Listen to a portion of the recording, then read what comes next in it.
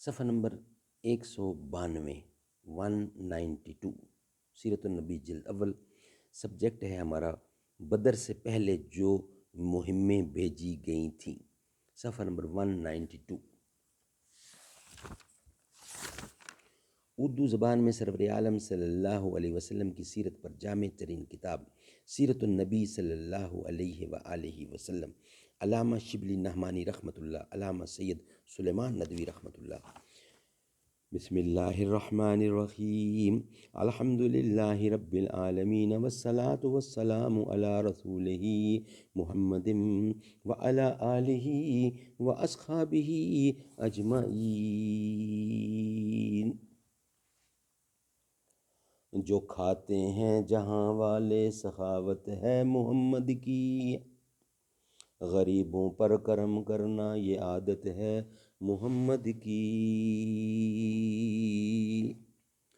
جو کھاتے ہیں جہاں والے سخاوت ہے محمد کی، غریبوں پر کرم کرنا یہ عادت ہے محمد کی۔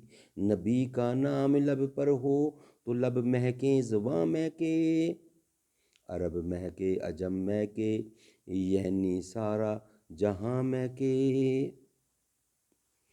بدر سے پہلے جو مہمیں بھیجیں گئی تھیں، غرض ان حالات کی بنا پر غزوہ بدر سے پہلے 100 کی ٹکڑیاں مکہ کی طرف روانہ کی جانے لگیں۔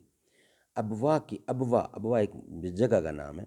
ابوا کی مہم سے پہلے جو سفر سن 2 ہجری میں واقعہ ہوئی اور جس میں آپ نے خود شرکت فرمائی تھی، ارباب سیر نے 3 مہم کا ذکر کیا ہے جن کو ان کی زبان میں سریہ کہتے ہیں۔ سریہ حمزہ، سریہ عبیدہ بن حارث، سریہ سعد بن ابی وقاص، لیکن ان میں سے کسی مہم میں کوئی کشت خون نہیں ہوا۔ دوبارہ ہم اس کو بیان کرتے ہیں کہ ابوا کی مہم سے پہلے جو سفر سن 2 ہجری میں واقعہ ہوئی اور جس میں آپ نے خود شرکت فرمائی تھی، ارباب سیر نے 3 مہم کا ذکر کیا ہے جن کو ان کی زبان میں سریہ کہتے ہیں۔ سریہ حمزہ، سریہ عبیدہ بن حارث، سریہ سعد بن ابی وقاص، لیکن ان میں سے کسی مہم میں کوئی کشت خون نہیں ہوا، یا بیچ بچاؤ ہو گیا یا بچ کر نکل گئے۔ ارباب سیر نے ان سرایا کا مقصد یہ بتایا ہے کہ یہ قریش کے تجارتی قافلہ کو چھیڑنے کے لیے بھیجے جاتے تھے، یعنی حضرت سعد کی تحدید کے مطابق ان کی شامی تجارت کو بند کرنا مقصود تھا۔ مخالفین کہتے ہیں کہ صحابہ کو غارت گری کی تعلیم دی جاتی تھی، لیکن یہ الزام کس قدر جہالت پر مبنی ہے کہ اول تو اسلام کی شریعت میں یہ سخت تر گناہ ہے، ثانیاً یعنی نمبر 2 واقعہ کیا بتایا جاتا ہے؟ کیا ان میں سے کسی مہم میں بھی مذکور ہے کہ صحابہ نے قافلہ کا مال لوٹ لیا؟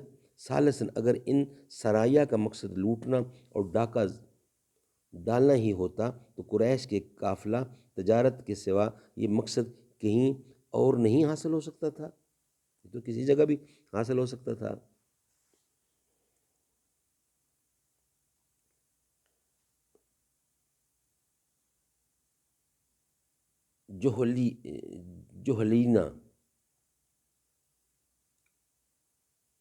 جوہلینا اطراف کی جن قبائل کے پاس معاہدہ کے لیے مہم بھیجی گئی، ان میں سب سے پہلے جوہلینا کا قبیلہ ہے۔